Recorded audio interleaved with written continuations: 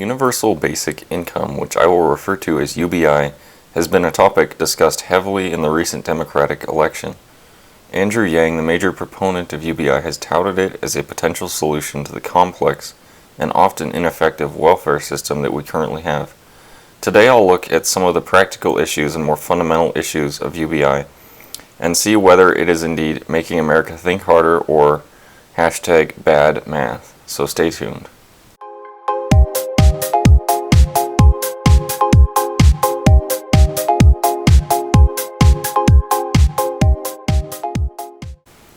Hi everybody, welcome back to The Contrarian. My name's Logan. I really like to talk about overall success in investing, as well as going against crowd thinking and just how crowds usually tend to get topics wrong, just the emotion that gets built up in crowd thinking. So if you like these kind of topics, please hit the subscribe and like buttons down below. It helps me to keep making content like this.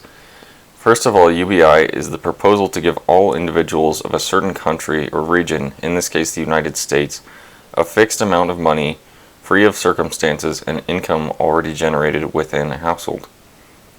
Yang has touted it as a solution to the welfare-dependent state we are currently in, with 21.4% of the population currently on welfare programs. Yang has also claimed it can decrease poverty and therefore decrease crime and incarceration expenditure, thus decreasing the money expenditure in these areas. First of all, let's look at some of the practical problems, mainly how UBI is paid for. So UBI at $1,000 per month for every U.S. adult would cost $2.8 trillion per year, roughly. Yang plans to pay for it in 5 different ways. Number 1, a 10% value-added tax, estimated at generating $952 billion per year. 2, taxing financial transactions, $78 billion per year. 3, taxing capital gains at ordinary income tax rates.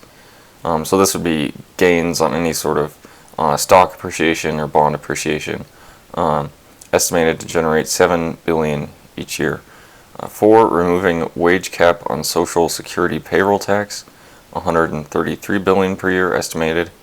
5, putting a $40 tax on each metric ton of carbon dioxide emissions, estimated to generate $123 billion per year. Now this only adds up to $1.2 trillion.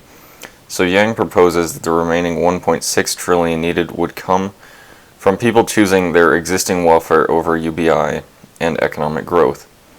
As a realistic person, with only 21.4% of the population currently on welfare, I don't think that many people would actually choose their existing welfare programs over getting $12,000 a year free of strings.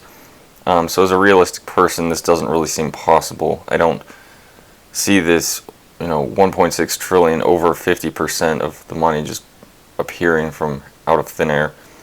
So likely other taxes would need to be implemented. The value-added tax, which already generates most of it, would need to be much higher.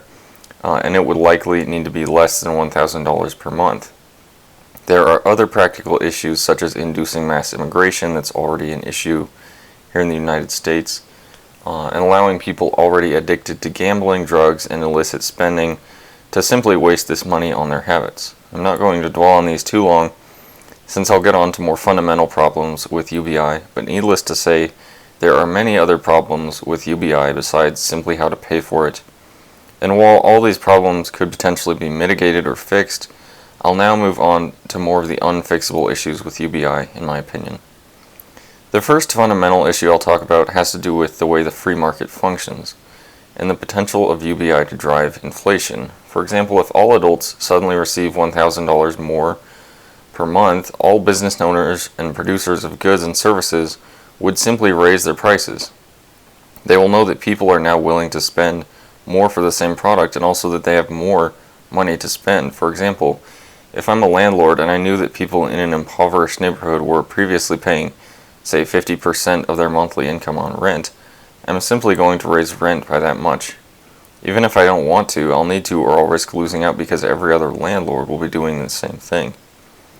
This is the first economic issue I don't see as solvable with UBI, and it could lead to hyperinflation. Once this sets in, it won't take long before $1,000 per month is not sufficient to pay for very much, and then one would need to raise more taxes to give out $2,000 per month. So it could be a never-ending game of chasing hyperinflation. The second, more important issue has to do with work and its purpose in people's lives.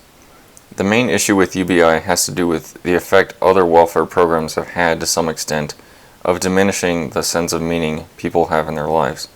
The modern opioid crisis is a great example of what happens to communities once affluent and thriving when industries and jobs leave, and mass unemployment takes root. I mean, all you have to look at is, say, Detroit or Baltimore or any of these Rust Belt or mining communities that have lost jobs. They're completely devastated right now. And even though the basic needs of these people is often provided for, such as healthcare, food, and housing assistance, people, especially men, lose their sense of meaning in life. Work and being able to provide for your family is critical to a man's sense of purpose. When this goes away, men give in to substance abuse, domestic violence, divorce, crime, and are much more likely to be incarcerated. Roughly 25% of people prescribed prescription drugs misuse them, and 80% of people on heroin started out on prescription opioid drugs. The communities hardest devastated by this crisis are also those where poverty is prevalent. Industries and jobs have left, and people are heavily dependent on welfare to survive. Now, I'm not saying that the answer is not to care for these people and provide for their needs. I'm just saying that the solution is much more complicated than handing out free money and benefits. It has to do more with a sense of purpose a family has given to them from the father or husband, and the meaning he has in providing for them without assistance. The data doesn't lie. Regardless of race and background, when poverty sets in, people are much more likely to give in to substance abuse, domestic violence, and crime. I don't see UBI as an improvement on existing welfare systems, and I don't think there is a way around this fundamental problem of the meaning people derive from their work.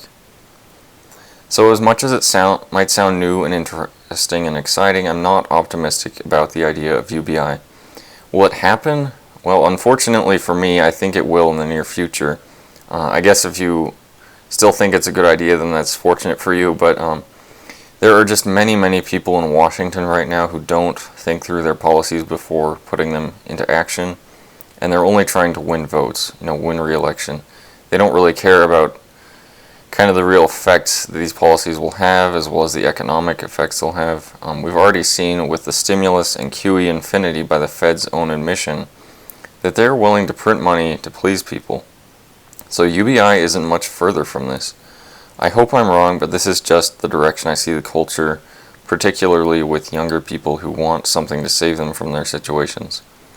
However, I think only a willingness to work hard and learning how to succeed can save someone from a lifelong dependence on the government. So if you like those kinds of topics, learning how to work hard, put your money to work, having overall success, I suggest you subscribe to this channel, and I hope to see you again.